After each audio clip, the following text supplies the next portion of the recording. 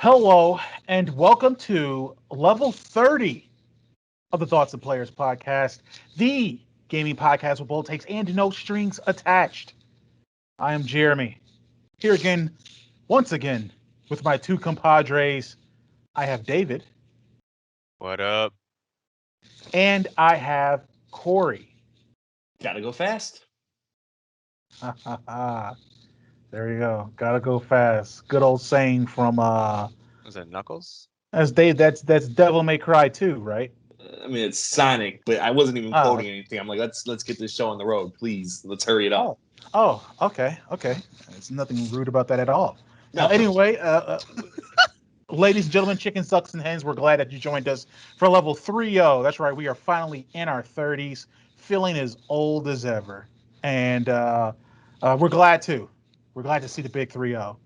So without that, without further ado, got that out the way, we're going to move on to the newsy news, the morning announcements. And so we have three news items for today's level. News item number one: EA was hacked and their source code was stolen. Who can say where the road goes?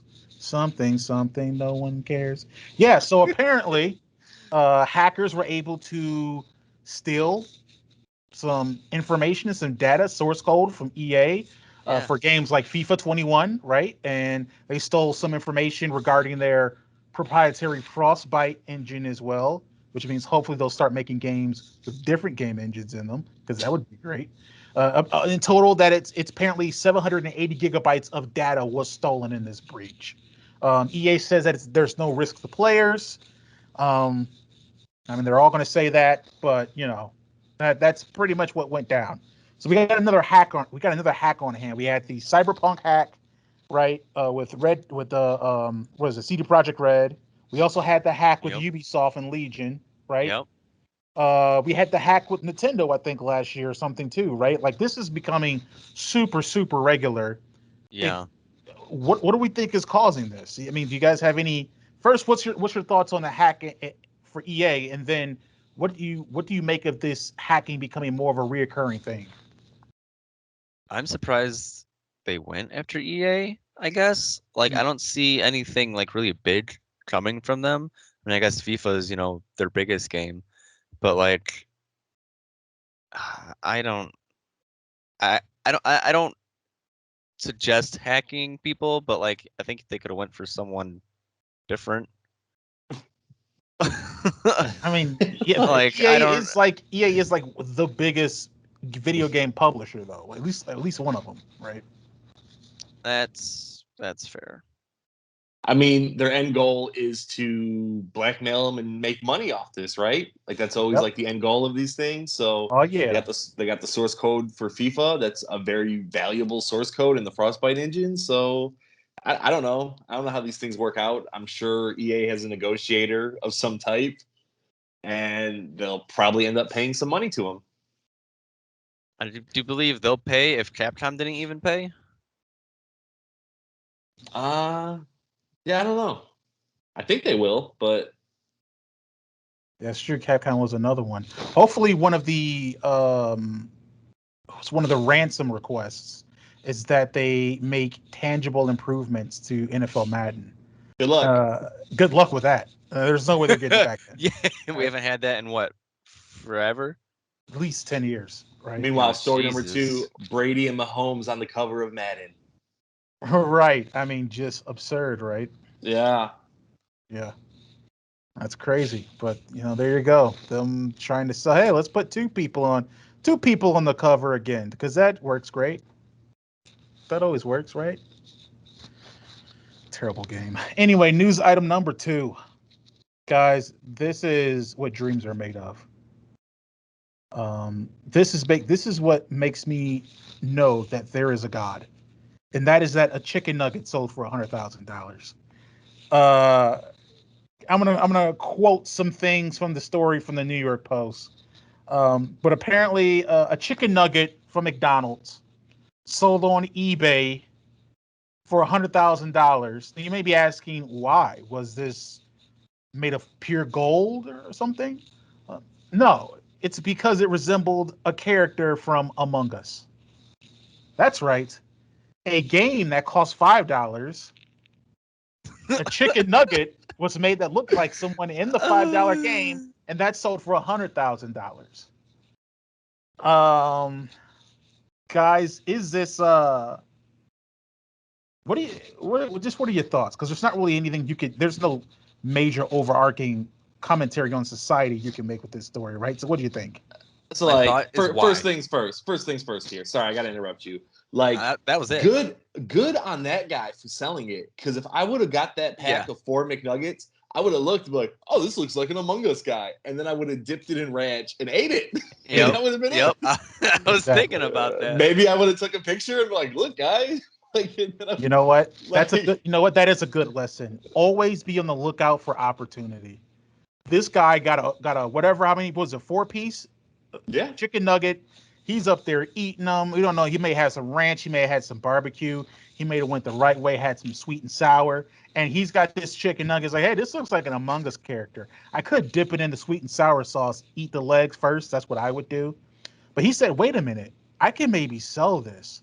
And he put it on eBay, and some schmuck somewhere was like, my prayers have been answered. Finally, a chicken nugget that looks like an Among Us character. $100,000? No problem. I just made so much money off of Dogecoin. Here you go, $100,000. And they Something put to it up for always sale for remember. $1. Yeah, I know. Let's Something to start always that. remember. ABC. Always be closing. Exactly. Exactly. Wise words. What is that? Wall Street? Gordon Moneyball? I Gekko? don't. Gordon Gecko. Yeah, maybe the Okay. sequel one. Yeah, maybe. Okay. Great. Great. Great. Um, guys, make sure you watch that movie too. It's a very good movie. What was it? Alec Baldwin, Michael Shia LaBeouf. Douglas. Sure. That was the sequel. I was talking about That was the about the original. sequel. I've never seen the original. The sequel was Okay. Okay. You didn't watch. You didn't see the good one. That's great. All right. We move on to news item number 3. E3. Yes. That's right. E3 happened, and stuff happened there, and we're going to give you our top 3 thoughts on E3. Um, guys, I'm gonna go ahead and give my thoughts first. I feel like they're kind of brief, so I'll go ahead and get out and get. Matter of fact, how about we do 1-1-1? 1-1-1. Yes. One Okay. one. Okay. I like that. A little sharing. So I'll go first. Top thought number 1: E3 blew, and it blew loud. Okay, that's pretty much my first thought on it. A lot of stuff was announced, a lot of stuff was shown. Nothing really new or interesting or engaging. There is one thing that I found really interesting that may have excited me a little bit, but it blew, dude. This is E3, and I feel like the Game Awards has more juice than it now. So that's my top thought. That's my top thought. Thought number 1 for it. Corey, what was yours? Yes, I'm going to talk about Starfield and Breath of the Wild 2 real quick. Now, the best thing about E3 to me is when you get surprise announcements and it's a return of a franchise or a brand new game or an IP, and you just were so surprised by it being shown off that it just kind of fills you with this joy. Now, Starfield and Breath of the Wild 2 have already been shown off previously. You know, Starfield was a quick teaser, Breath of the Wild had a trailer. So when they come back in this conference, and we kind of knew that both of them were going to come back, I really did expect more out of both of them. Now, Starfield showed a cinematic, which really showed us nothing. It did give us a release date, which is at the end of 2022. And Breath of the Wild showed us another trailer, but it didn't really get into the finer details of anything in that game. You know, they showed kind of a sky world, a redesign of Link, but Yeah. they didn't give us a release date. They said 2022. There was no deep dive into either of them like I thought we might get. No gameplay features at all. So to have these two games that you knew were going to be shown and then still be disappointed by them because they didn't show enough, I don't know, that's how I feel about them. It's just we weren't surprised by them. We knew they were coming, and they still kind of let us down. Right. Yeah, David, what both about right. yours? My first thought is, what you said, and many people I've seen online. I haven't even seen much praise at all for E3 this year. There's been so many complaints, and I just kind of agree.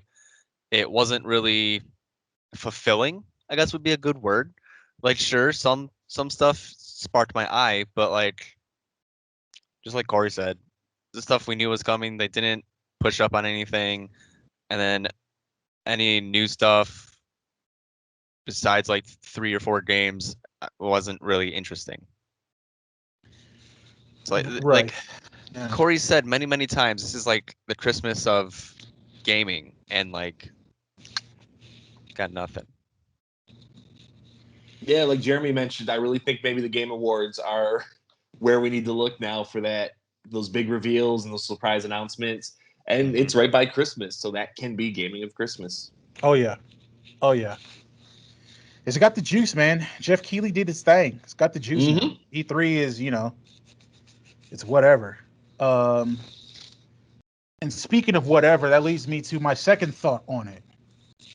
Guys, Hod Toward, or as we may call him, his actual name, Todd Howard of Bethesda.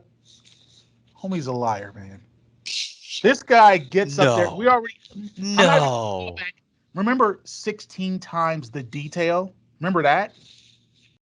Well, this guy gets up there, and what is he what is he trying to shield this time for? He's trying to sell us that snake oil called Starfield. All right, Corey, you mentioned it. 11/22/22. All right, get out of here. I thought you look at the cinematic, Corey. How impressed were you by the graphical fidelity that was in that cinematic in that game? It looked okay. It looked okay. Right. This game, according to the trailer, has been 25 years in the making, and that's what it looks like. Honestly, you take that cinematic, right, which has the best, I think that was supposed to be in-game rendering, I think, in engine rendering is what he said. We'll see. We'll see. But Corey, take that image and put that up against The Last of Us Part 2. It's What not looks better. better? It's worse. Yeah, it's worse. What are you doing? So the game's gonna look to me, the game looks mid-par current gen. So I'm not even talking next gen. So by the time this game comes out, it's going to look like at least a generation, a half a generation behind. We know it's going to be jank as all get out, right? What is it, Todd Howard? Skyrim in space or whatever. It's a Han Solo simulator, and like all these buzzwords he's throwing out in these interviews. Hey, guy, the last time you spoke, you super duper lied. So I'm not going to believe anything you're saying. And what you're showing me isn't impressive at all. Get this guy out of here. Get Pete Hines, the liar extraordinaire, out of here. I don't want to hear anything from these guys or Bethesda. And God have mercy on Elder Scrolls 6 if this is what Starfield looks like right now. Absolutely ridiculous, man. That's my thought number 2. Corey, what's your thought? Can't wait to hear 3. My thought number 2 is Nintendo's little surprises. Now, I just mentioned I like when things are announced that you're not expecting, and I think Nintendo did I think they did a good job in their conference. Now, they didn't announce anything huge like a Mario Kart 9 or the next, Super Mario game, but they had, in my opinion, 4 pretty good ones. They had Mario Party Superstars, which is a throwback to the N64 Mario Parties, where they take some maps from that game, which were probably the best maps, and they take 100 of the best mini games over the series, which I really like. They had a couple really good games I recognized from other series. So, Metroid Dread also looked incredible. They didn't show off Metroid Prime 4, but they showed off a new 2D Metroid, Metroidvania. So that looks really good. It is $60, which I do have a beef with because I can't remember the last time there was a 2D Metroidvania for $60, but I'm trying to stay positive. That looks awesome. WarioWare Inc. is coming back, which is a super beloved franchise by me. Love playing it on all the handhelds. And then Advance Wars is getting a remake, the first and second game coming on the Switch. This was kind of my dream when they announced the Switch, that all these handheld games like WarioWare and Advance Wars and the 2D Metroid would go on the main console, and it's coming true. So these 4 game announcements are real positive in my opinion.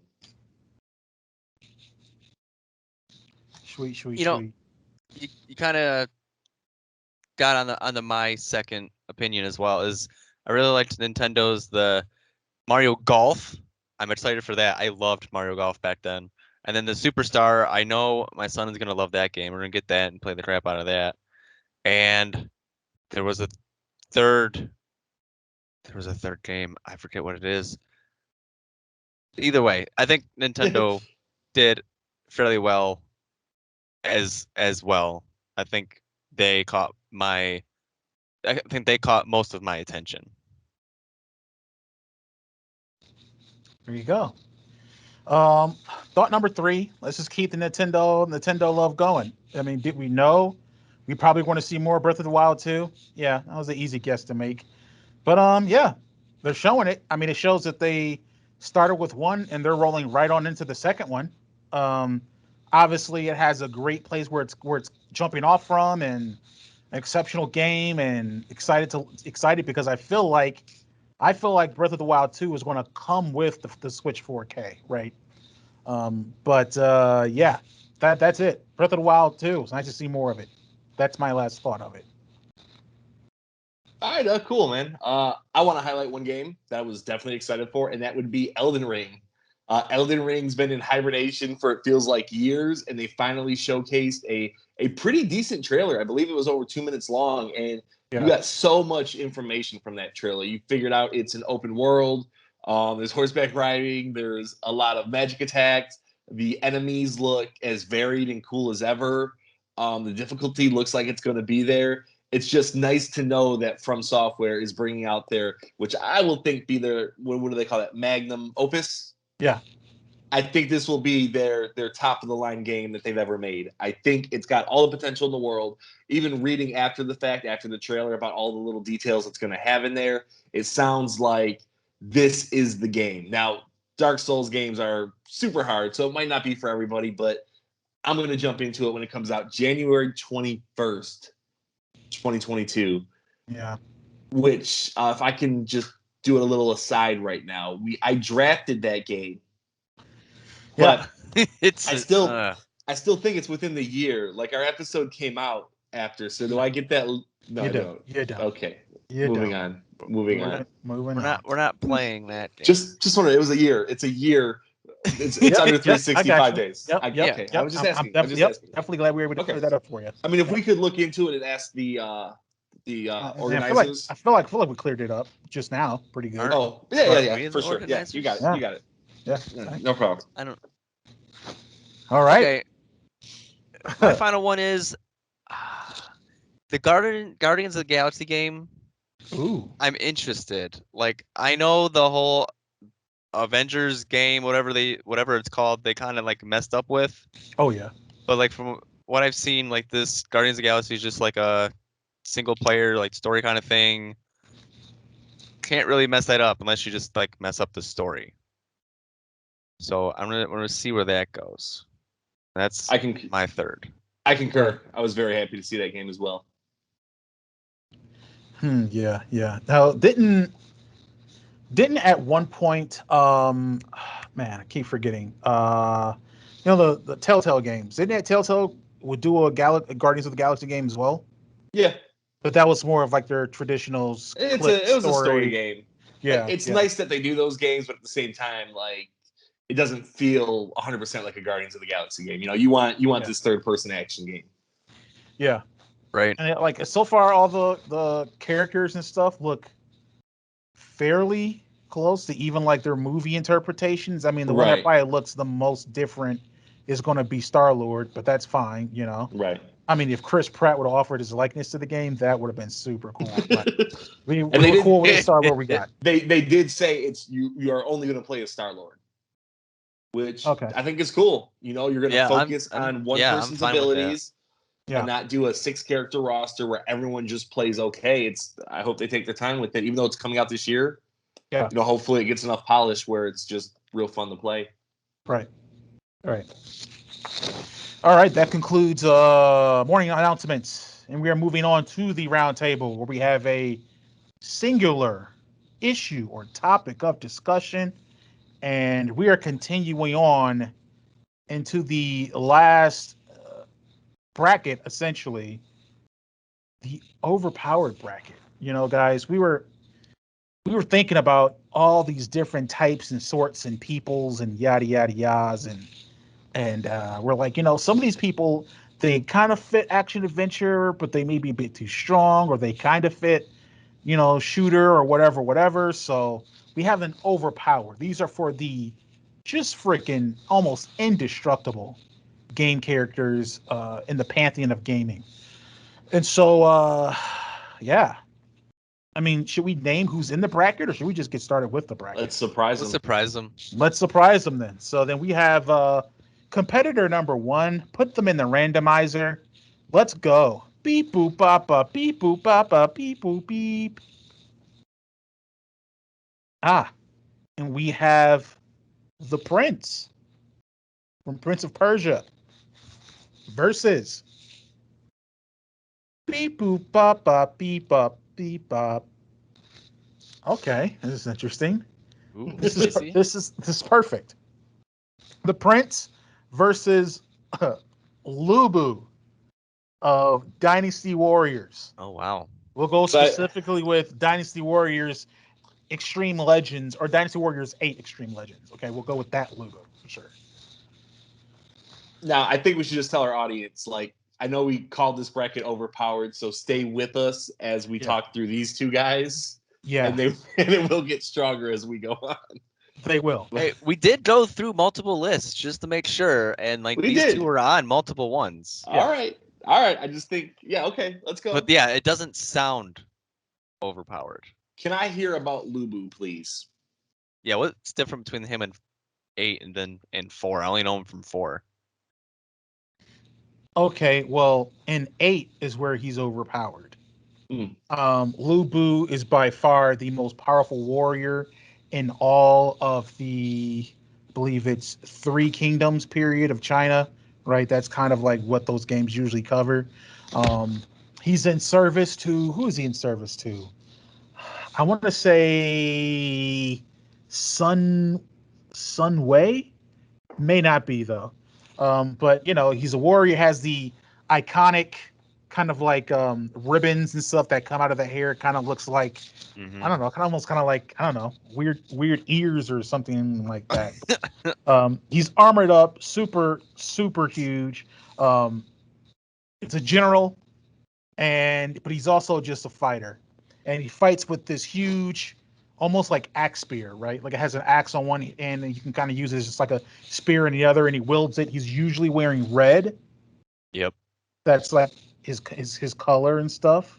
Um, if you think about the other characters, like the other main characters you may hear about from those games are Zhao Yun, Cao Cao, Lu Bu, Deng Zhou, Zheng Fei, all those guys. I mean, he can. Yeah, he can murder all of them easy. But he also has this kind of weird bit of loyalty. But why he's OP is because he really can easily kill all those guys in the game. And some of these guys I'm mentioning, like Deng Zhao and Cao Cao, these are warlords, right? So these are top of the top guys. And Lu Bu can easily kill them. A lot of times people tried to recruit him back and forth so that he wouldn't join another general and try to kill, so they like, we don't have to fight him no more. So that's kind of like why he was recruited all the time. In the game, he's unstoppable. You run into him several times in the game. And the reason they made the Extreme Edition is because he was so overpowered in the regular game. They're like, well, we need to make an edition where you can play as Lubu. Sure. So they're like, okay, let's just basically make a God mode edition of it and you play as Lubu. So that's like the whole reason why that game basically exists, right? Is to play as Lubu. And you've got to be overpowered if you're a character that's featured in a game and you're so overpowered in the game, they're like, oh no, we need to make a game about this person because everyone's having a problem with them when they're playing it. Absolutely overpowered.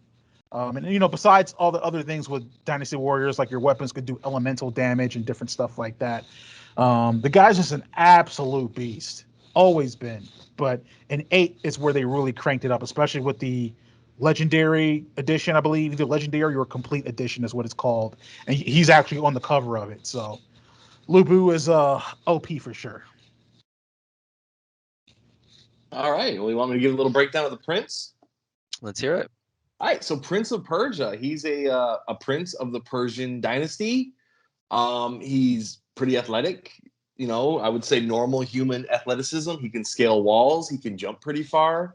He's I would say charming as heck. I would say more than average person. Above average. He's at, Yeah. all right, I meant to say he's at peak human athleticism. Gotcha. Yeah. So he's at peak human. Very charming guy. Oh yeah. I would not say the prince himself is overpowered, but the weapon he carries is very overpowered, and that would be, what's the official name of that weapon? It's Is the dagger, the dagger of time. I know. The only game I played of Prince of Persia is Sands of Time. Okay, Right. So And he's it got- was Pretty sure he has a dagger. yeah, it was a dagger to help control it. Right. yeah. I don't know if it had like a name like Dagger of Time or something, but we'll call it the dagger. The dagger can rewind time, and in this kind of tournament, rewinding time is OP skill that's great to have. So does that go over Lubu though? Because Lubu seems extremely powerful. It does go over Lubu because Lubu is like a real person. He's like a real guy, right? Right. So we're basically just having like the ultimate real life Chinese general go against a guy that can control time with a dagger. So yeah. If the fight's going between the prince and Lubu, I think the prince takes it quite easily, actually, Really? Wow. because he can control time. Yeah, he can control time, but He can rewind time. yeah, Here's, you know what? Now that I'm thinking about it, that's true because not only can he can rewind time, but when he's rewinding time, he can only rewind like what he's doing, right? So would it be like rewind? Let's say like he can't be changing time while also acting independent of time, right? Right. He reverses as well. So if he Mhm. gets stabbed, he can rewind time to where he doesn't get stabbed, which Right. is still an amazing skill. And there's also Right. like a time limit on it. You can do it a lot, but it does have charges, I do believe. Like you got to refill it.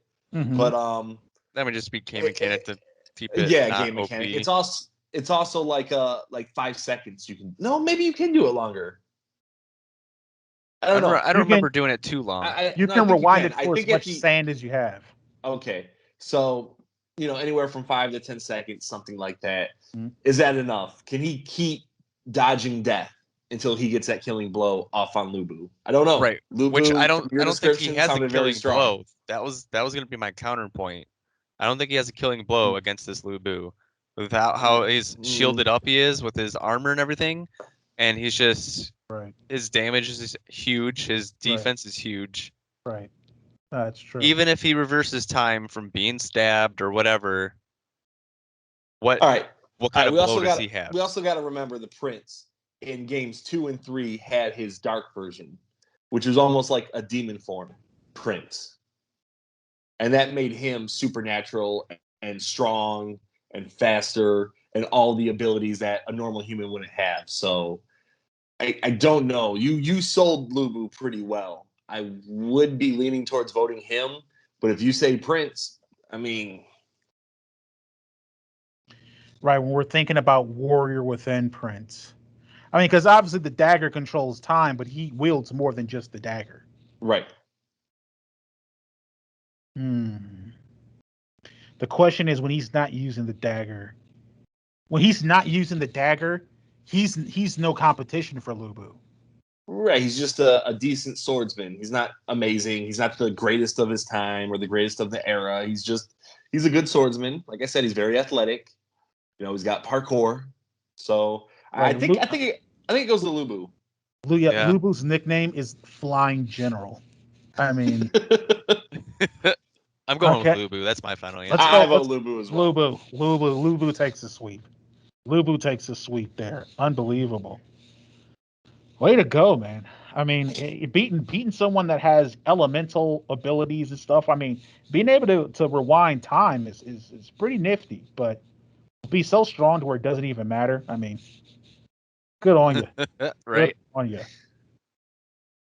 All right. So now let's get to the next match, which is beep boop up beep boop up.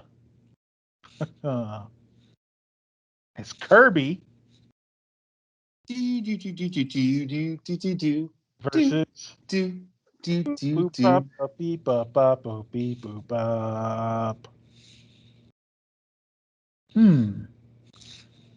Kirby versus Alex Mercer of Prototype.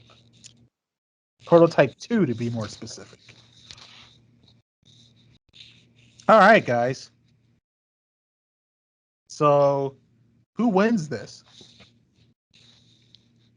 What kind of fight are we looking at? I think it is a massive blowout. Yeah. That's what I'm thinking. When But you who are talk you about thinking for? OP characters, you are talking Kirby. Kirby is so OP.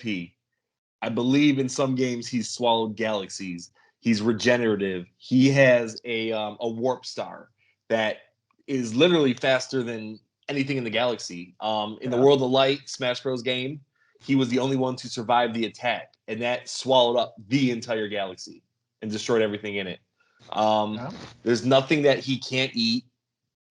I don't know if there's anything that permanently really damages him. He can copy any ability of a character that he swallows. So no matter how good Alex Mercer is, all he's got to do is swallow you, and you have Alex Kirby Mercer. I know Alex Mercer he's pretty much like a god, right? Like he's got Superman type abilities, like super strength and jumping or flying. But Right. I don't know, man. Kind of like a Venom type of character, right? Okay, yeah. Yeah. Kirby's Yeah, just not of this world. but does he get the jump on him to take his powers? Doesn't even matter. Like I don't think it matters. Well, I think he can because even if he's behind Kirby, if Kirby opens his mouth to devour, the suction is so strong that he'll fly from behind him in front of him into his mouth, as I've seen multiple times in Yeah. Smash Bros. And like I don't even know what would kill Kirby. It would have to be such an onslaught of attacks that is just nonstop. And I don't know if Alex Mercer has that endurance. I don't either. And if he's like Venom, that's fine. That's very powerful. But I don't think he has like these god tier abilities. He's not going against Kirby though, right? Venom's not going against Kirby. He's going against Spider-Man.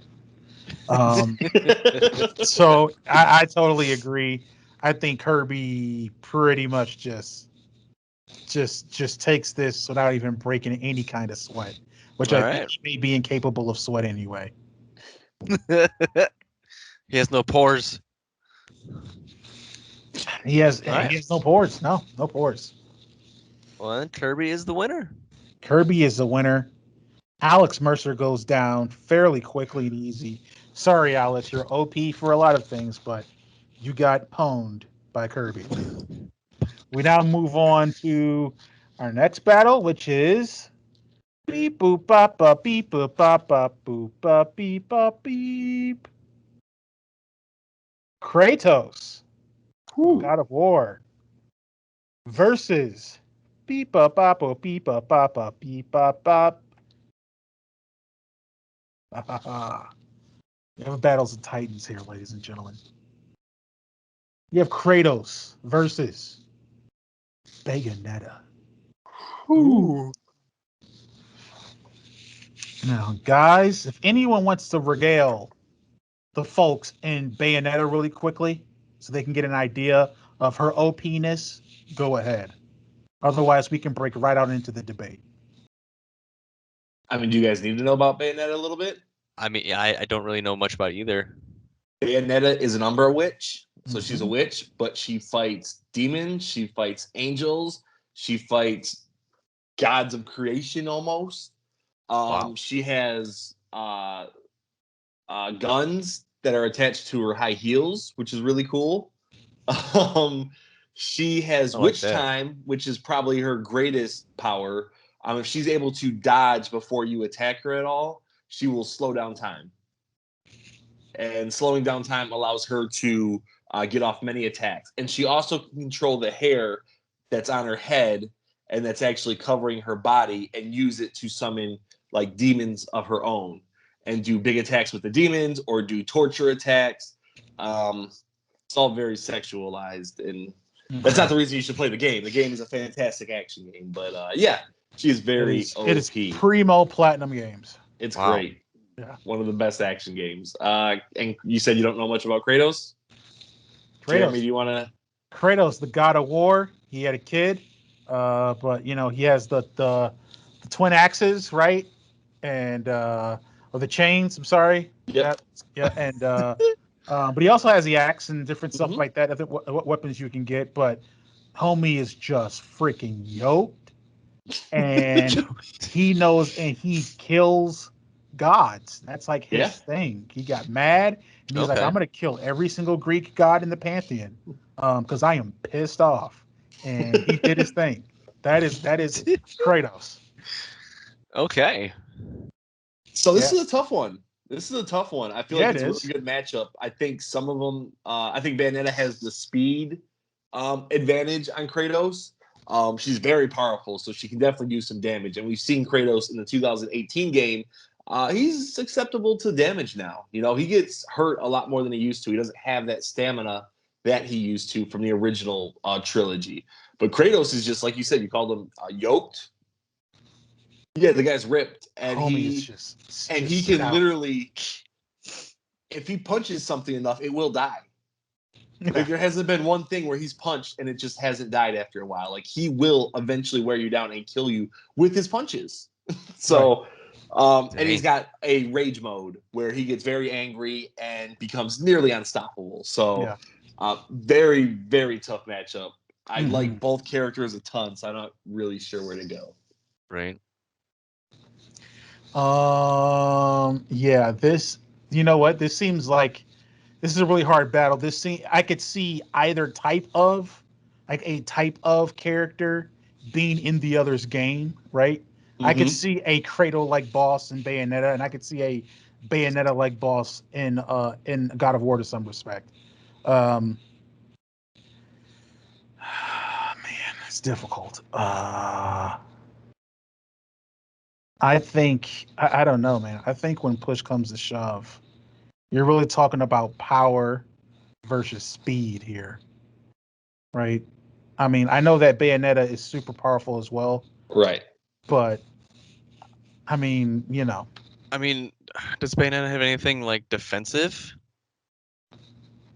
well, I'd assume like being able to summon demons, kind of do like a area damage type of thing, right?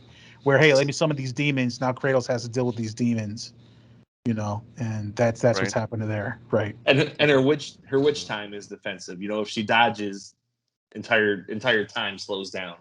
Um, you said it's speed versus strength. I mean, Kratos got the axe, he's got the blades. It's so tough. I don't know. I really don't know. If he gets a hold of her, I think he could do some damage. Right. The question is, can he get a hold of her, right? Right. That's the I, issue at hand. I also think they make a great power couple. They would. They Yeah, would. That's a different debate. I'm just saying. I'm gonna break the tie here, and I'm gonna go Bayonetta on this one. All right. This is so tough. I want to pick Bayonetta, so I will pick Bayonetta. I think she beats Kratos. All right. All right. That was a hard one. It That was was. tough. Kratos goes down, but he'll always be in our hearts. That of course leaves Dante of Devil May Cry versus Cole McGrath of Infamous.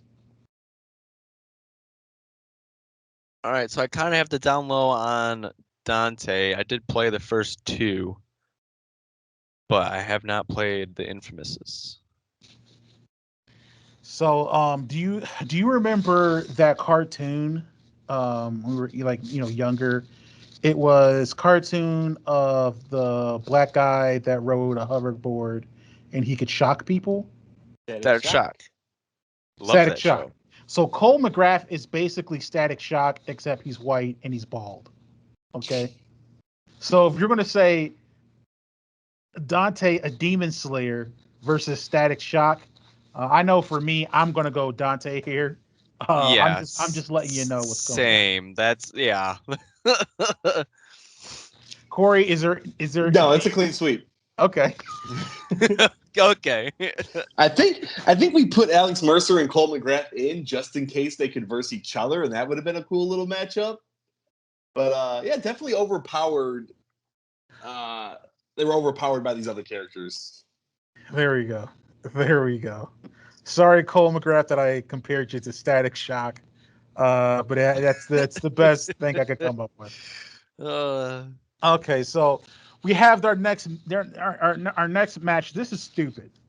This next match is stupid, but it's a reality. We have Lubu versus Kirby. Yeah. I just So I feel Kirby, like I feel like Kirby's just gonna win. Like, is there a point to continue this? I mean, the bracket is called overpowered. Kirby is going to beat Lubu. That's for Well, sure. I get that. Yeah. Like the rest of the people just waiting to be destroyed. So I mean, I guess feel Kirby. like I guess Kirby won that one, guys. So now we have Bayonetta versus Dante, which again, this should just It's a be the great meme. matchup. This should be the Wait, meme of Spider-Man pointing at Spider-Man, right? This is Lara and Drake again. Yeah, yeah, Nathan. yeah. So what do we think, guys? Bayonetta versus Dante.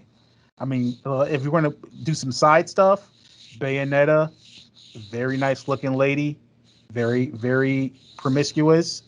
Dante, really funny scream and yell when this lady dies at the end of the game. So you got that going, right? One makes a really good meme. The other one is just kind of, promiscuous, let's say. At least promiscuous looking. But what else? What can we really assess with these two?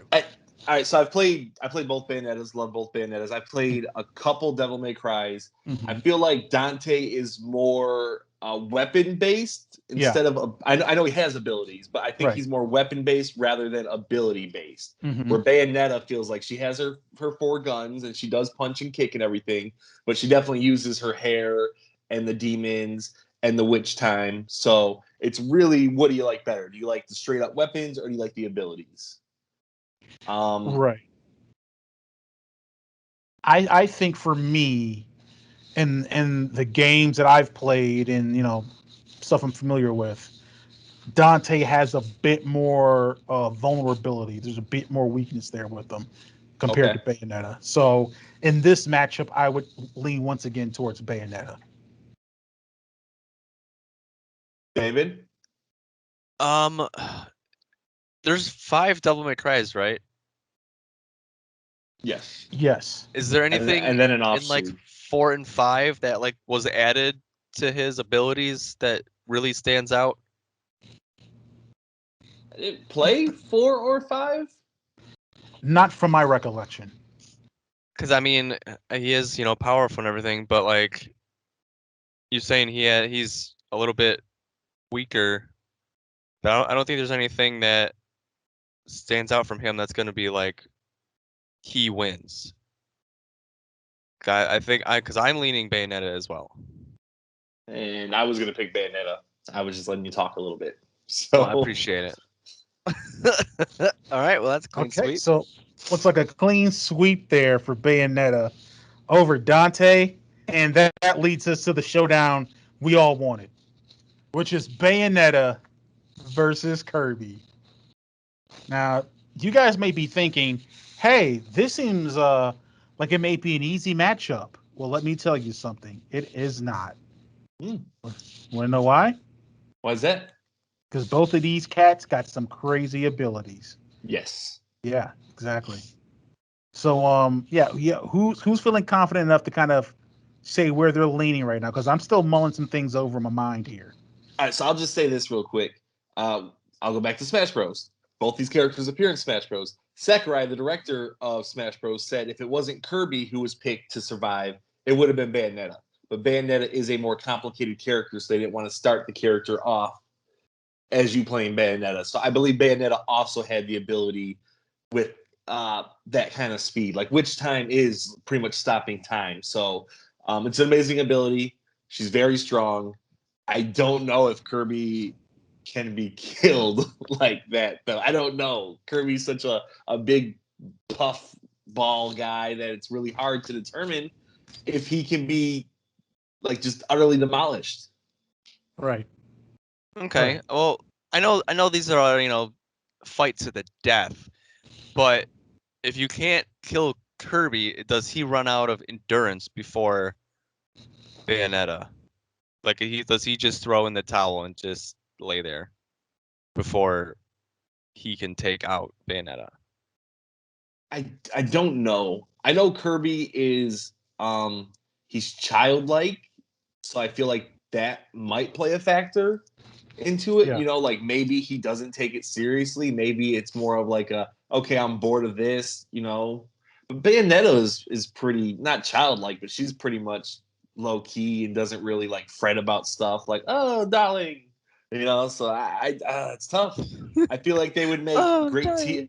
I feel like they make great teammates. Like Bayonetta would keep Kirby as like her little pet on her shoulder or something. Yeah, I don't know. Jeremy, you said you were leaning. In this scenario, I have taken Bayonetta the last two, and Mm-hmm. that tradition will end because I'm taking Kirby this one.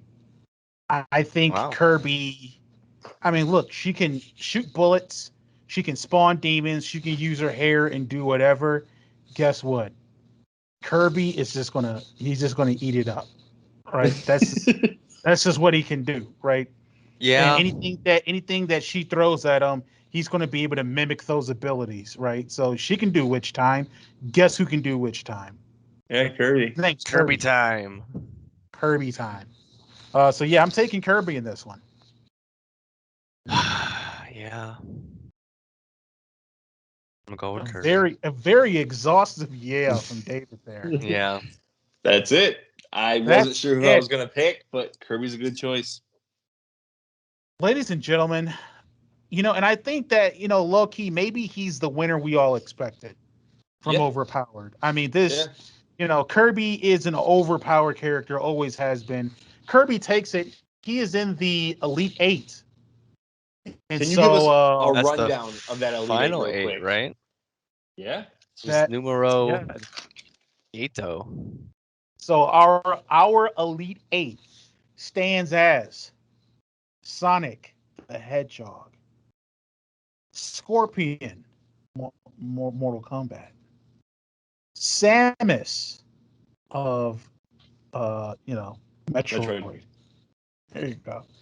The Hunter from Bloodborne. We have let's see here because I don't have them all in order. What do we have next? From RPG, we had Darth Revan, I believe. Yeah. From Assassin Spy, we have Ryu, Ninja Gaiden. For action adventure, we had Rico of Just Cause. And for OP, we have Kirby. That is our Elite Eight. Should be good. It should It's be gonna be a good. good one. And it will be concluded next level, correct? Next level Correct. 31, we Yes. conclude The grand finale. the, the grand finale of the game characters fight to the death, sponsored by AMC Theaters. That's right. But that is it for Roundtable. We're going to do the quick fire. Quick fire is where we talk about one, two, sometimes three games that we want to highlight that we have been playing. Corey, you're up. Yes. What are your quick fire games? Yes, I have three quick ones. I have Knockout City, made by EA. It's a dodgeball multiplayer game. It's on Game Pass, and it's way more fun than I thought it would be. I seen EA, I seen it going right to Game Pass. I thought, okay, I should skip this game. I saw some of the reviews were very positive. Checked it out. It's a really, really thrilling game where the score only goes up to 10, so it already feels tense as soon as you start it. Um, you really rely on teamwork because you do a lot of passing the ball, and that makes your throw stronger. You can turn yourself into a ball. There's unique dodgeballs that change how the mechanics work. A really fun multiplayer game. Give it a check out if you have Game Pass, and I think it's even worth a buy if you have a PlayStation only.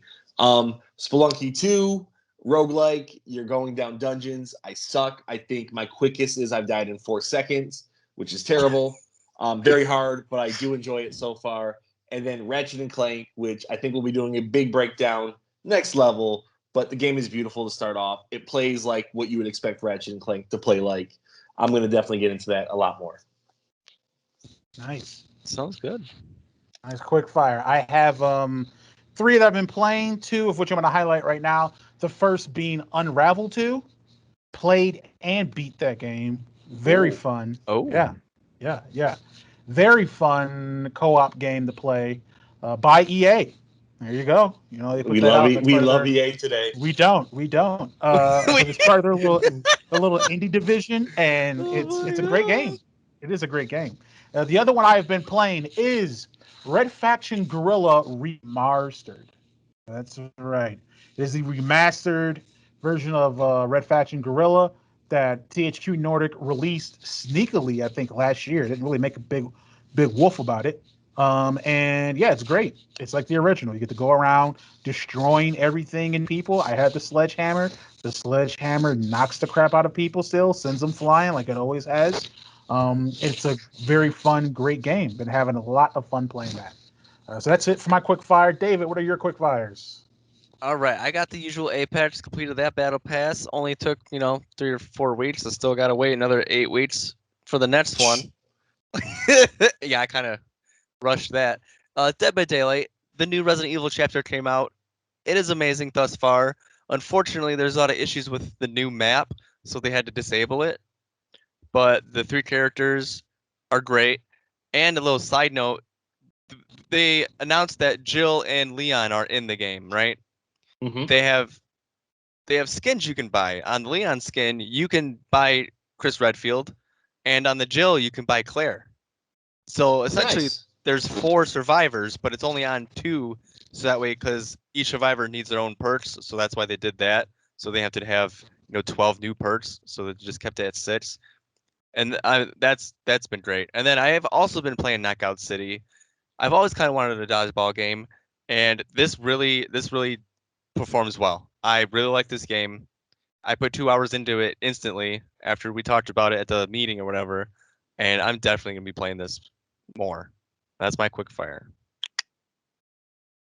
Well, look at all of us playing EA game, huh? But again, this their indie lower division. It's not the main stuff. We won't touch that. But that is it for quick fire. So what we're going to do is we're going to take a quick break, and when we come back, we will be back with Was it worth it? This level of the Thoughts and Players podcast was made possible by your support. If you're enjoying the podcast, please be sure to like, rate, and share the show, as well as contribute to our community questions and segments. Doing so helps the show grow, keeps our content engaging, and most importantly, makes sure your voice is heard. Thanks for tuning in. And now, back to the show. And we are back. And we are back again with our favorite segment, your favorite segment. We're talking about Was It Worth It? And for this week's game, we have BioMutant, the open world RPG, and we have Jeremy going to discuss it. And I know he got some good hours into it, a great feel of the game. So we're going to go down our 5 categories and just see what he thinks. And he's going to tell us, should we get this game or not? So, Jeremy, first up, we have visuals. How does it look? All right, so for visuals, I'm gonna break it down into 2, which is just graphic fidelity and art direction. So this graphic fidelity, the game is great. I am playing it for the Xbox on the Xbox Series X, even though I got it for the Xbox, original Xbox One. But yeah, the game graphic fidelity is really good. It's sharp. All right. There's nice detail in things, and then we go to art direction. Because the graphic fidelity is great. It's great. But I think the art direction on it is where it really shines. Game is just beautiful, right? I know in the past that I've talked a lot about the art direction for Ghost of Tsushima, and I think this is almost on par with that.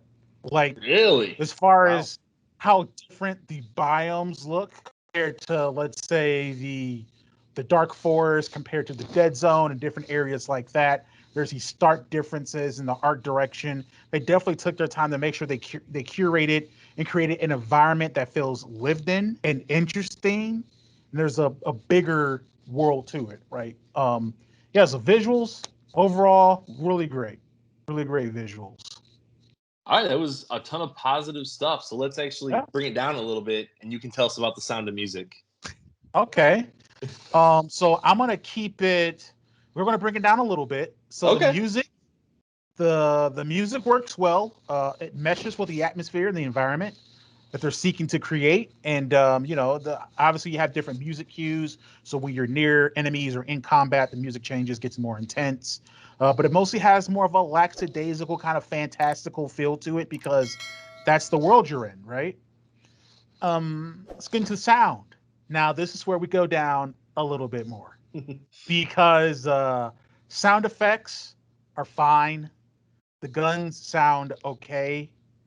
Um, but if you guys have read any reviews or heard anything about it, this freaking narrator. This I've used every option to shut him up, and he still talks. I don't know how to turn him off.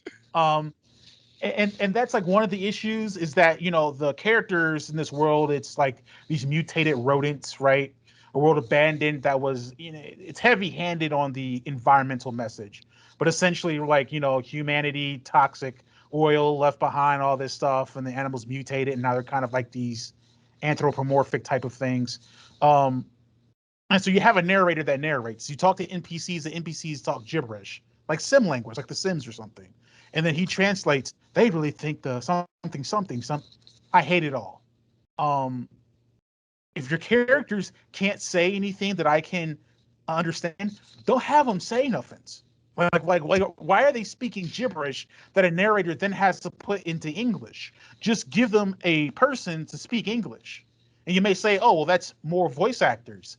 That's a lot. Yeah, it's an open world RPG. You either get with the program or you choose something else. The narrator's way too much. He sounds fine. He's a good narrator. It's just way too much all over the place. Besides that, I would say the sound isn't anything to write home about, but that narrator is freaking annoying. And I've turned him off.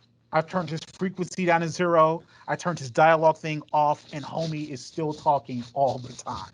Uh, yeah. That's funny. All right, so narrator obviously narrates the story. Does that really hurt the story in your opinion? Can you tell us a little about what's going on in this game? I can try. Oh, So what the basic idea of it is that you're this rodent that came back to this world that has a tree of life, and the tree of life is dying because it's being attacked and eaten by these beasts called world eaters, right? So you have to help certain people, one named Out of Date, one named Goop, and you have to help them get these machines, whether it's a mech or whether it's a little Sea-Doo, to help you navigate and go different places so you can go to these beasts and beat them. And the beasts are basically just boss battles, right? Essentially, that's all it is, right?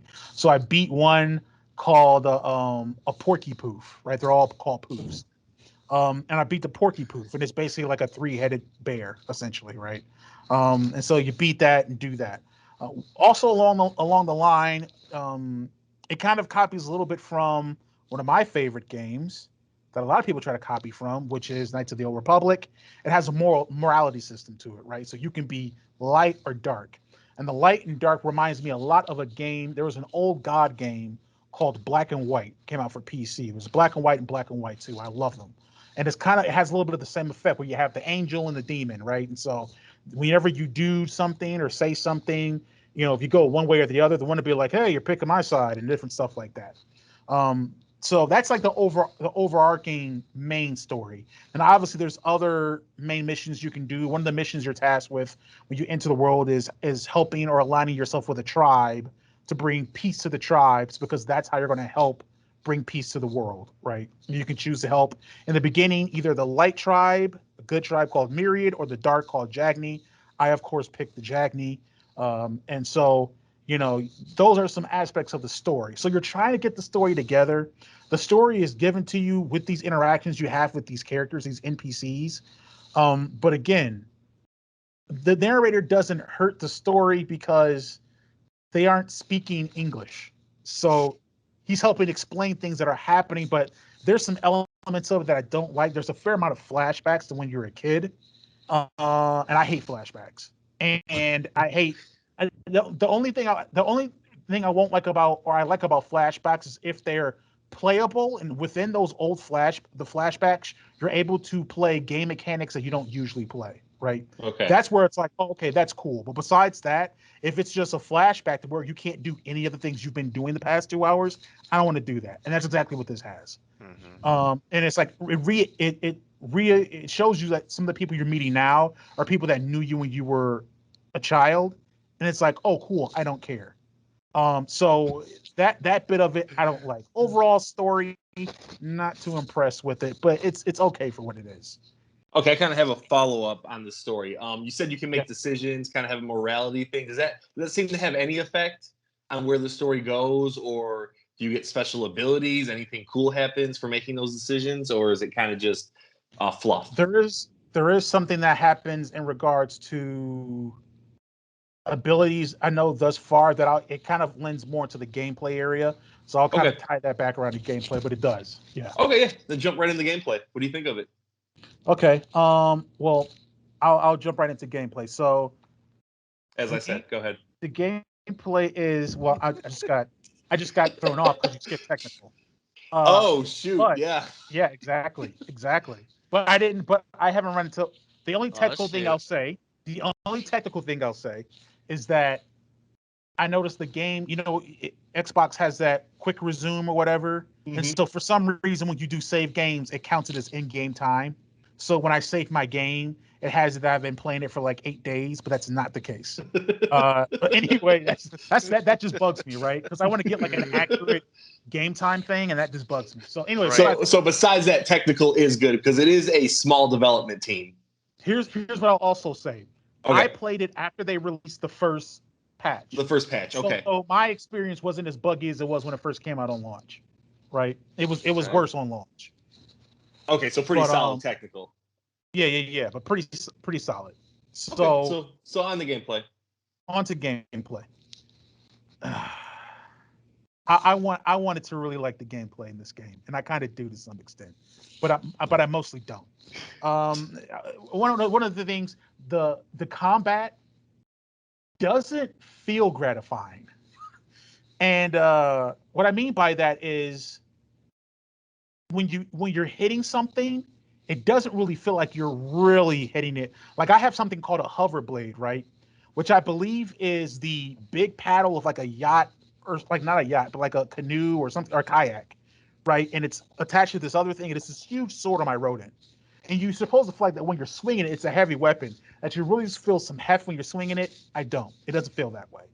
When you're dodging, right? We were talking about the witch time with the Bayonetta, right? Mm-hmm. This has a thing where if you're able to dodge attacks, time slows down a little bit, so you can shoot. And it's janky. Like sometimes it works, sometimes it doesn't. Sometimes you're supposed to get it when you dodge, but you still get damage as you're dodging, so you didn't really dodge at all. It's a bit ridiculous. So yeah, the combat isn't as gratifying as I would think, as I would hope it would be. It is the flashiest, most interesting aspect of the game, but it just doesn't feel as weighted or impactful as you'd like, right? So that's a major issue there, is that the guns they shoot, they fire, but they don't really feel like boom, boom, boom, like they have that pack in them. And the hits feel kind of flighty. Your movement feels kind of flighty. You don't really feel like your character doesn't really feel grounded. So that kind of inhibits how you feel when you're deciding to do these different type of maneuvers and stuff like that. So that's an aspect that I don't like. The game has several systems. It's an open world RPG, right? So it has a crafting system. You discover junk and different things across the world, and you can use that to craft. And craft means enhance things you already have, or you can sell them and different stuff like that. You have to get certain items in order to be able to increase something. So let's say I need 3 pieces of wood and 4 pieces of glass and 2 pieces in order for me to upgrade this thing into something that's better. Um, that's okay, but it seems like it's hard to really be able to pinpoint the things you want. When you're in open world RPGs, I like to farm things sometimes so I can have stuff stashed. So I'm like, okay, I have 20, 30, 40 of these stashed. So when I'm going around doing these different things, I can just upgrade or I can craft something and I don't have to think about having this specific resource because it's hard for me to get. That's something that you can't really do because you don't really know where the heck everything is really. So that's another thing that's kind of difficult. Now, we're talking about how like morality works in the gameplay. So the other thing with your character is that you have things called Wong Fu, you have psi powers, and you have these like this kind of biograde aspects of it, right? So the biograde mechanic is kind of like you can increase your person's resistance. So there's elements like cold, heat, radioactivity, different things like that, and you can increase your resistance to them so that when you go in those areas, you take less damage, right? There's things called psi powers. And these are basically your elemental powers that you can use, right? And you get these psi points by worshiping shrines or beating certain bosses, right? And then you have the Wong Fu, which are basically increased by skill points. And Wong Fu is the different type of move sets you can do, whether you're using a melee weapon or whether you're using a ranged weapon, right? So you have all these different things you can kind of tie into. Well, where the morality comes in is that if you're light aligned or dark aligned, you're able to unlock certain side powers depending on where that's at. So it kind of reminds me a little bit of like Knights of the Old Republic, where if you were Sith or dark side aligned, you could get Force Lightning, but if you were light side aligned, you couldn't get Force Lightning, right? It's kind of that same aspect of it. So it has some things like that, but that's really it. Obviously, it has an inventory system where you have a bunch of different things you can swap in and out of. Yeah, but I mean that's mostly it for the gameplay. It's there and it's it's there. That's really all I can really say. It's there. Yeah. I wanted to ask one more question about the open world. Some of the reviews kind of said it was kind of lonely, not much going on from point to point. Is that kind of true in your opinion? Yeah. Yeah. There's obviously different areas, these different hubs where they allowed it to be populated by NPCs. But even the amount of NPCs that inhabit these areas are kind of low for it to be cities or something like that. Yeah, there's not a lot of NPCs just kind of out there. The world appears to be lived in, but it doesn't feel like it's lived in, I guess, is Okay. kind of where we'll go with it. Okay. I guess we just have your final thoughts, and I'm really interested because I don't know which way you're me leaning. too. So let's Yeah. hear it. Yeah. So when I got this game, I got it brand new. It came out brand new price of $59.99, right? And I had it for a minute because I read the reviews, wasn't sure if I was going to keep it. Like I might take it back. I'm like, you know what? This I'm reading all this stuff that's bad with it, but this bad sounds like my type of good. Like this sounds, I think I was saying before, this sounds like for me the perfect no good reason game, right? Right. And after having played it, I can say that my assessment of that was wrong. This is not a no good reason game. This is a game that is unremarkable. It leaves no lasting impression of anything. And I think that's the worst thing that a game can be. Right. I'd rather have a game that is, like I was expecting, fantastically bad, Right. rather than a game that is just not not noteworthy of anything. So yeah, for $60, this game ain't worth it. $50, which is more of like a double A game, kind of like where this is, game price, not worth it. Mm. I'm saying I'm saying this will in the next month or two be $30, and that's where it should be.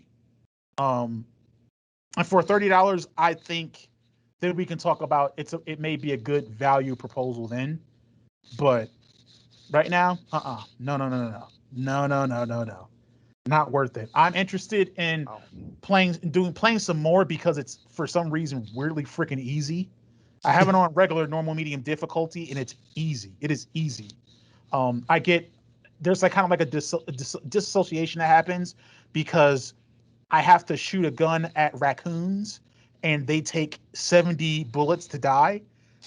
However, if they go in the water, they immediately drown, and I can't.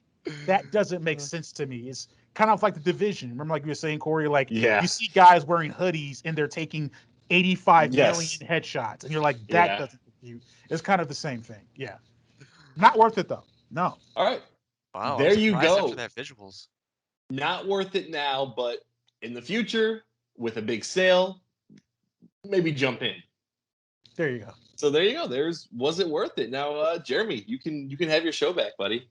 Thanks, well, I appreciate it. Fantastic job by everyone involved there. And You? sure, sure. Self Uh, praise. and we're gonna move on to the Finer Things Club. The Finer Things Club. The Finer Things Club. The Finer Yeah. Things Club. Naturally, it's where I need to be. There you go. There you go. They won't see that in the video at all. I know. Well, I mean, Finer Things Club, where we talk about the finer minutia of gaming and gameplay that we appreciate, and we want to let that be known. David, Yeah. you're going to start us off in the Ooh, Finer am I? Things. Ooh, that's Yes, right, that's sounds right. fine to me. What is your finer thing? All right, let's jump right into it. Okay, so Apex, we all know I play that a lot. On the map of Olympus, there's these little Marvins, and you can go up to them, and they have like a roulette on their chest. You can get common, uncommon, rare items. Now, if you beat the Marvin, sometimes they'll drop an arm, and you can take that arm and hook it up to another Marvin. And if you do that, you get all gold items.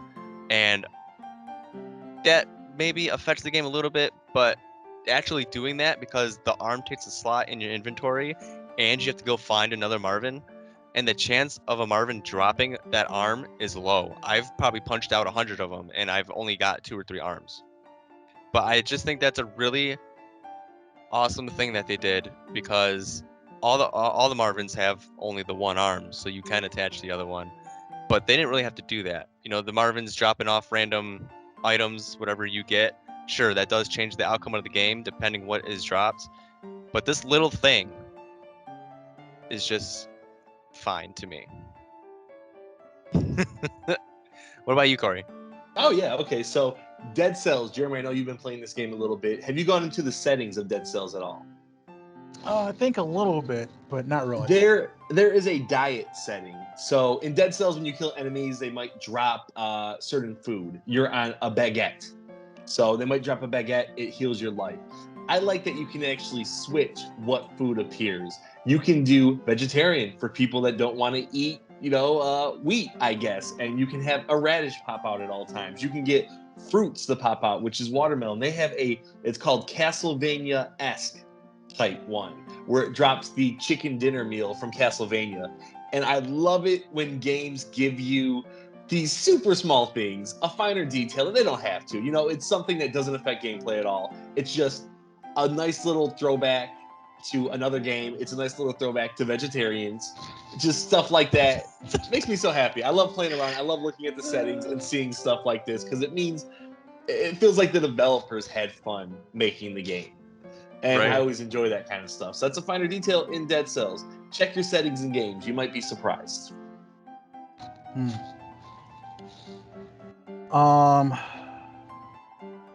A finer thing. I don't know if I've done this one. I don't know if I have. But I've been seeing in a lot more games, especially with next gen, the option for console, the option for field of view. Guys, keep that coming, because for someone that's played games like Destiny and Destiny 2 specifically, where the field of view is terrible, just terrible, having that option to be able to see more or less of the field of the game is great. If you're someone that suffers from motion sickness, right, it's a great way to be able to control those aspects of it. I understand that it's something that has been claimed to really affect hardware, because if you have, a wider field of view, you're therefore having to render more of the game world into view. But I think the trade-off is worth it, right? To be able to have that and manipulate that. It's a finer thing that is a expectation, just a point blank expectation on PC games and PC gaming that is finally making its migration to consoles. And I think that it is better for it. Keep that coming, field of view. Awesome. That's right. That is our finer things club. We are now leaving the club. We're moving on to a game. What's that game? I know what that game is. What's the meta? It's Nothing. back. What's the meta with you? So you guys know what What's the Meta is. We select 3 games, look at their Metascore critics, reviews from users, people who give honest, well-researched, intelligent reviews of games. And you got to guess what game we're talking about based off of those reviews. So we got 3 games, 4 reviews each. I am going to be conducting this What's the Meta, which means Corey and David will combat one another. Bringing you down. I've got a game lined up already. Ooh. So you guys let me know when you're ready to rock. I am ready to roll. 3-time champ. Let's go. Okay. This review gave the game a 10 out of 10 from Russell E. He says, quote, "I love this game. I used to have it, but even though I've gotten everything, I occasionally rent it because it's great." What? Does anybody want to take a guess? He's gotten everything in the game. I'm assuming single player. I'm going to guess Zelda Breath of the Wild. Incorrect. Let's talk about renting, okay? And people don't really do that too often anymore. David, you're so smart. About collecting things. Right. You should have kept that to yourself. DK64. No. Okay. Next.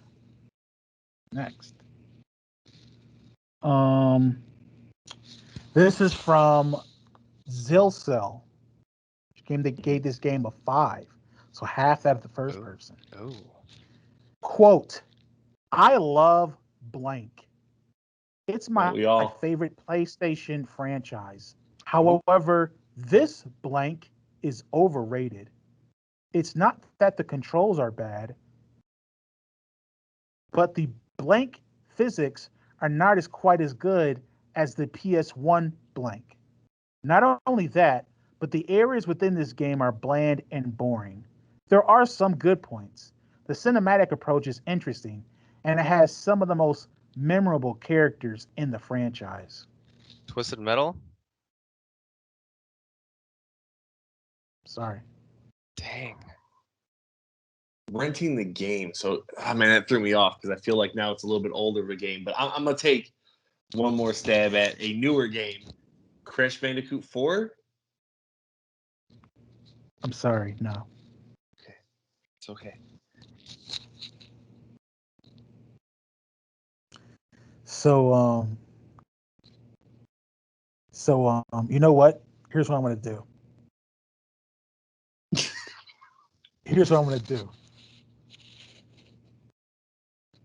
Does it have to be, just a clarifying question here, does it have to be the exact specific game? I would say so. Okay. Welcome to Crash. Okay.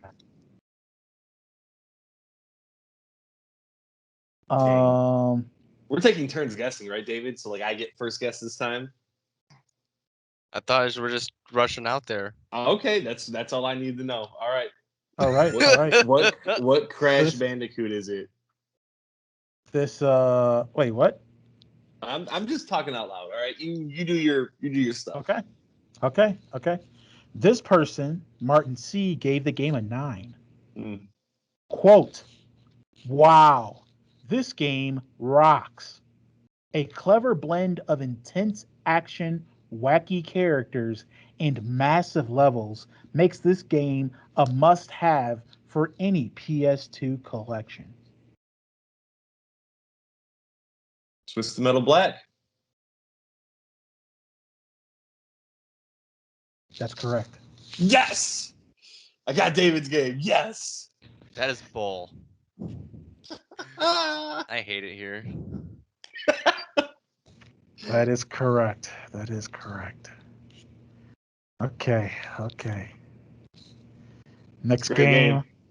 game. I also like that Twisted was- Metal, David. That was a good game. Yeah.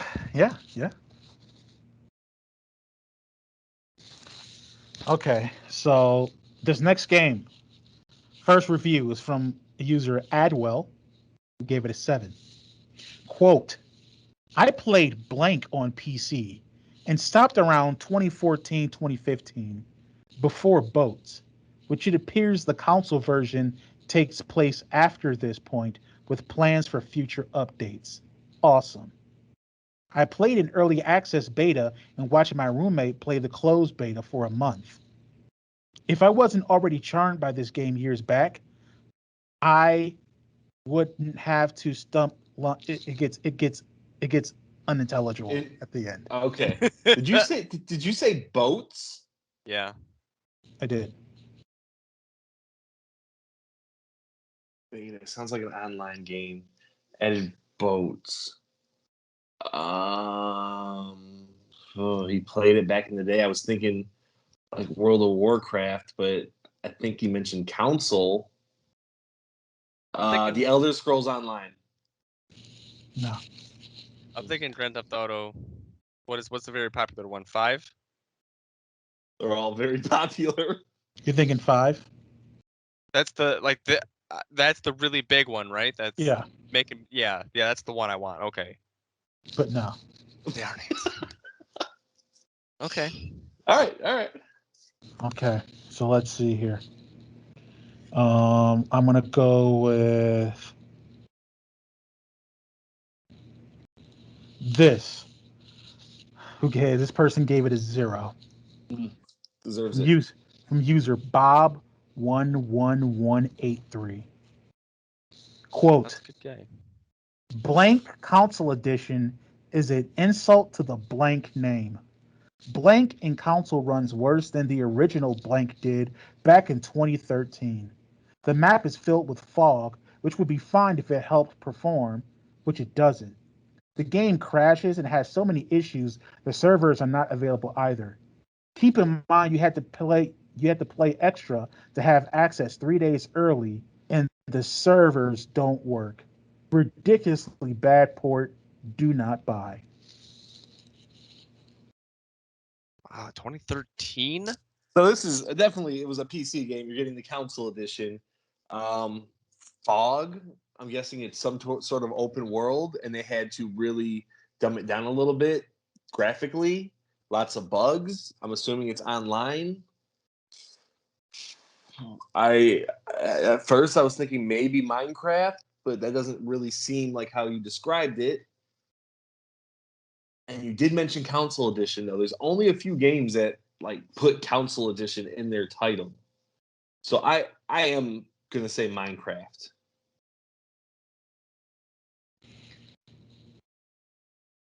Incorrect. Figured as much. I mean, but what am I supposed to do? David never answers first. He's just gonna sit there like a bump on the log. This Hey, is content, baby. I am thinking, man. I want to beat you. I want to destroy your streak. 3-time undefeated. I'm the Goldberg of this podcast. He was a good wrestler. Yeah, console edition, betas. It sucks on consoles. Fog. What game could that be? Would it be? Would you dare? Would you dare put an RTS? Fog makes me think RTS. Sid Meier's Civilization. No, That's a great. Uh, That was a great guess, David. that's a great guess. That is a great guess. Man, that was a good All guess. right. All right. This next user gave it a 2 Ooh.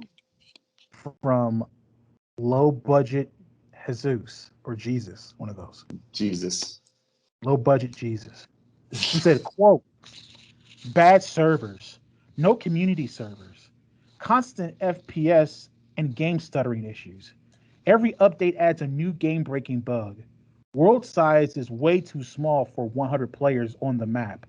Crashes 50% of the time, PUBG. etc. Bad port that's only ever going to be defended by an overzealous fan base. PUBG? G. PUBG, you are incorrect. That But came I'm out already- 4 years ago. I'm already eating. Well, you want to spit it out? It's a bad gamer. It's ridiculous. 100, Oh, no. 100 players, 2013. I don't even know what had 100 players on it.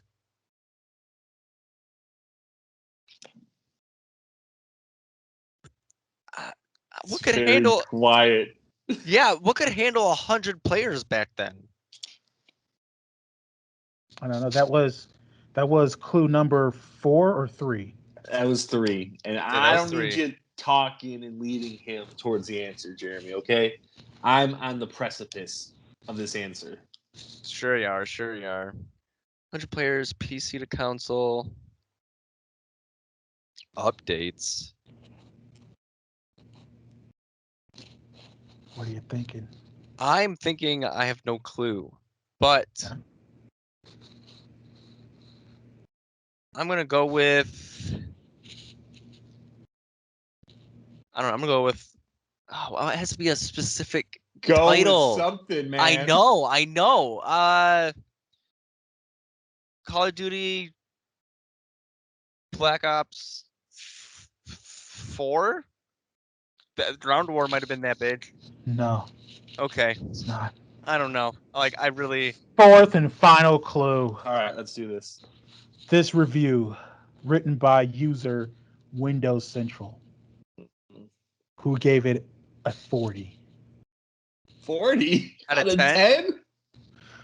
10? Well, it's a critic, so I'll say 4. Okay, 4.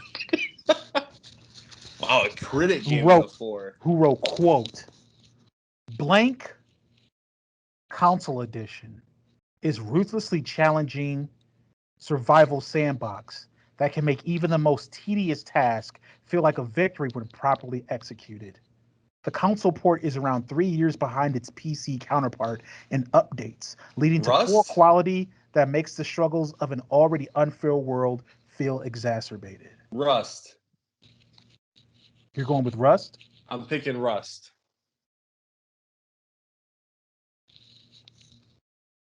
That would be correct. Yeah. I was gonna guess Ark. Woo! Yes. 4-time champ. Undefeated. Let's do this. All right. I mean, do we even need the third game for what's the meta? Rust I mean- is 100 players, huh? Yeah. I had no clue. That's kind of yeah, impressive. Me either. John, well, let's do the last one, I guess. Yeah. Let's See do the if I can last get one. Clean sweep. Get out of here. Okay. I should have had the first one.